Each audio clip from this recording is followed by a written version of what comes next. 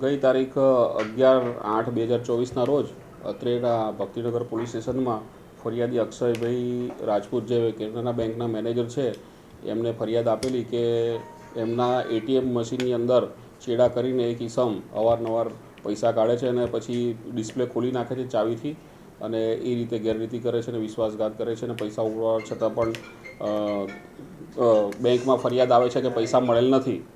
ઉપરોક્ત બાબતે 332, 334, 316(2) અને 318(2) અને 62 નવી કાયદાની કલમ BNS મુજબનો ગુનો ભક્તિનગર પોલીસ સ્ટેશનમાં દાખલ કરી ને આગળની તપાસ ડિસ્ટાફ PSI વસાવા ચલાવી રહ્યા છે.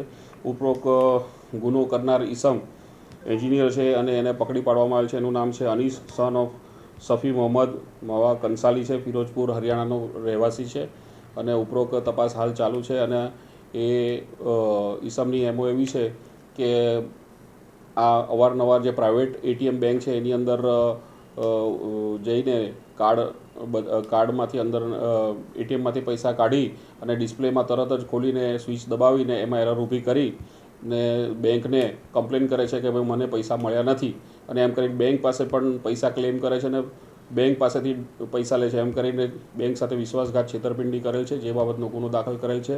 આરોપી ઘણો રીઢો બનેલો છે અને બીજા સહઆરોપીની પણ તપાસ હાલ ચાલુ છે. અત્યાર સુધી એને 20 લાખ જેટલું અંદાજે કર્યું હશે, પણ હાલ તપાસ ચાલુ છે.